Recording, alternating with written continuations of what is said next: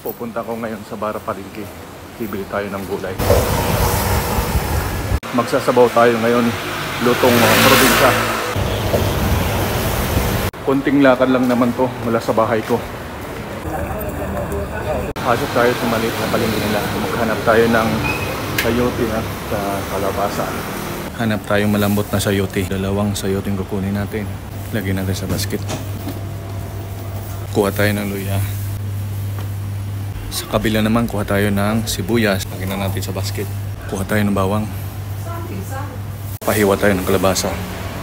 Pangyaw, lito. Haya. Bayad na tayo. Kitchen na Pangyaw. Tapa. Thank you Pangyaw. Thank you. Nakakabili na tayo ng gulay. Pasok tayo dito. Hanap tayo ng manok. Ito na. Napili natin. Pwede na to. Pila na tayo dito. Liko, Pangyaw. Thank you, Pangyaw. Nakabili na tayo. Lalabas na tayo. Magluluto na tayo.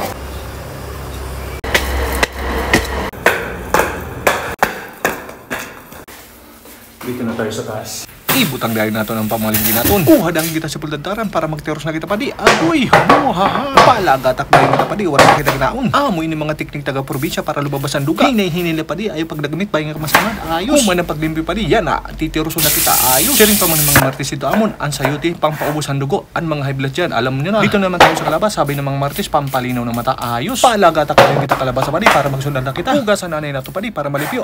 Iton. Iniman malimpyo na. Titiroso na nato pa di. Kalaksim na magtiros pa di. Hinay bangin mo upo din makamuta-utanon. Malimpyo na utanon nato pa di. Ito man, ipuslak naton pa di ang sibuyas bawang luya. Para lumabas ang duga, para marasa pagkaluto naton yan. Kiskisan naton hinduro pa di para matanggal ang hugaw. Ito man, hugasan na. Amoy ni maupay. Amoy ni pa di nagpaparasa naton sura. Laso na. Ito man, tultugon naton maupay para lumabas ang duga niya. Ito man ang number 1 nagpaparo man naton sura. Ito man, titiroso naton ng husto. Pipino naton ng husto. Bisan bata matanda, pwede ni kumaon. Hindi rin na kita pwede mang malanganon pa di. Nagugutom na kita. Hindi na kita magtitiros ng sibuyas mupay. Amoy ito. Sa puhadaan pa di para makakaon na kita. Kulop na. Huhugasan naton ng dagmit na manok para malimpyo na yun.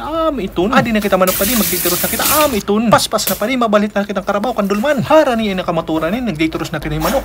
Iton. Adi na harani ay nakamaturan, naggunas na kita kaldero. Buha, ayos. Ibutang na natin ang kaldero natin para magpapaso na kita. Amo ni nakamaturan pa di, may kalayo na. Ayos. Isarang-sarang natin pa di ang manok para iton. Kamot tinduro na laso na. Buha, ayos. Isunod na natin manok pa di para maluto dahil. Iton. Isarang-sarang nga rin natin sa hugag para manutala sa manok. Butang na natin papalasa asing bitin. Iton. Kayo natin pa di. Karasa ini. Daman ulit maubos natin ang bahaw. Amoy na nga sa gagamit ko. Tikang dulman. Iton. Butang na natin sa kabaldi para upod ang kapitbahay. Takpan natin. Bangin kawaton. Ayos. Timpla na natin. Goods. Kumulo na. Lalagyan na natin yung kalabasa. Ito unahin natin para lumambot agad. Kumulo na. Susunod na natin yung sayote. 3 to 5 minutes. Luto na ini. Ayos. Luto na ini. Goods. Paro muna natin ang kalayo.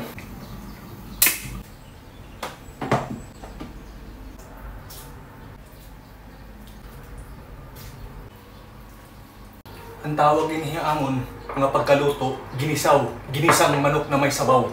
Ayos. Makuha na kitang tanong pa di. Usala ka tipak.